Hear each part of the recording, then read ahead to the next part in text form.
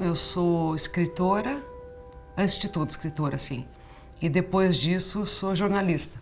Quando resolvi escrever, comecei por um caminho muito equivocado, que era o da poesia, uma poesia que era lamentável, sofrível, ordinária, rastaquera e babaquara, um troço assim muito ruim, em que as rimas eram muito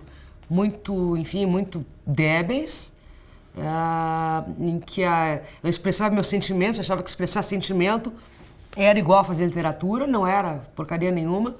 E só vinha descobrir que eu podia fazer prosa, que era o troço legal, que eu conseguia fazer ao menos, que eu me sentia mais à vontade, que eu não achava tão ridículo, ali quando eu tinha 35 anos, 36 anos. Eu estava assim, esperando há muito tempo para fazer prosa, porque realmente a frustração, depois de frustração que eu tive na poesia, só me preparou para poder enfrentar a prosa.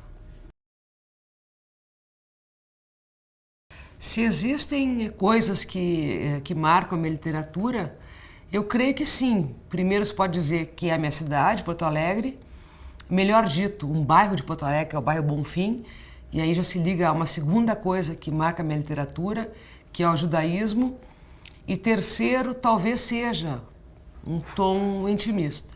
Essas três coisas eu aceito parcialmente. Eu acho que o tom intimista, em se falando de literatura, é algo que eu não pratico, muito embora a literatura traga o que há de mais interior, mais íntimo meu, mas não creio que seja uma literatura intimista, no sentido de ser confessional, porque não creio numa literatura sem ação, ou sim creio numa literatura em que a ação interna determine, mas nunca uma literatura reflexiva como é a literatura intimista, ou aquela que se pretende assim. E eu acho que minha criação, meu bairro, a minha cidade, a minha família, toda a herança que eu tenho, não só em termos regionais, mas em termos de mundo, influencia na minha produção, sim. Eu li esses dias uma resenha acerca de um livro meu, e eu peço perdão por me citar, onde a Bia Abramo diz o seguinte, que a literatura feminina era que nem uma mula sem cabeça. A gente sabia que ela não existia, mas estava sempre aparecendo e soltando fogo pelas ventas. Então, eu acho que a literatura feminina é justamente isso, uma assombração, uma coisa que não existe, mas que amedronta a gente, que atemoriza, justamente por ser um adjetivo, por ser um restritivo que tende a limitar a literatura que se pretende uma atividade ampla e universal. Então, eu tendo a crer que existe uma autoria feminina, assim como existe uma autoria masculina, e que são coisas que são distintas, mas que não são excludentes e que podem conviver. E se existe ou não uma literatura feminina, é como dizer assim, eu não creio em fantasmas, mas que eles existem, existem. Eu acho que, claro que existe uma nova geração, a vida assim é feita. Uma geração passa, outra geração surge.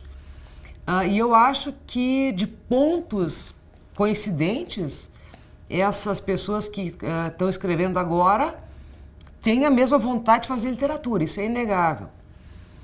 E eu acho que há pequenos grupos que apresentam semelhanças entre si. Mas eu não creio que a nova geração tenha um padrão único que identifique todos os elementos.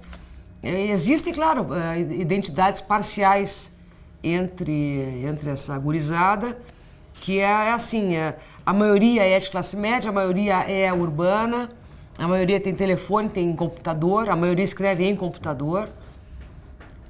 Existe alguma preocupação temática também a unir essa nova geração, na qual me incluo, mas não creio assim que esse conceito de geração vá perdurar, assim, não é um romance de 30, não creio que vai subsistir isso.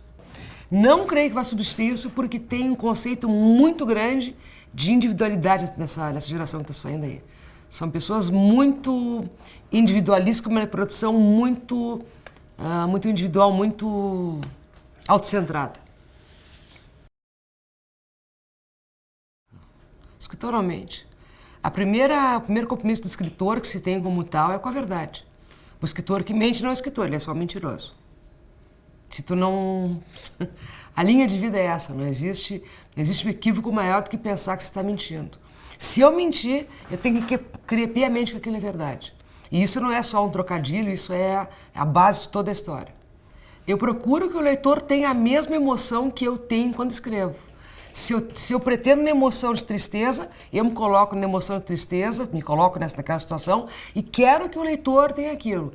Se é uma situação de tesão, de sexo, me coloco naquela situação e aquilo tem que mobilizar também meu leitor. E a minha intenção sempre é trazer o leitor para um estado de ânimo alterado, muito diferente daquele estado habitual que ele está. Se eu não consigo isso com a minha literatura, o jogo não está feito, não tem mais parada. Ele tem que se mobilizar tanto quanto eu estou. Naquele dia e na semana que se seguiu, a função da casa era Fúlvio. Àquela altura ele já tinha mais corpo, as penas feitas suspiros amarelos. Passava o dia ciscando farelinhos.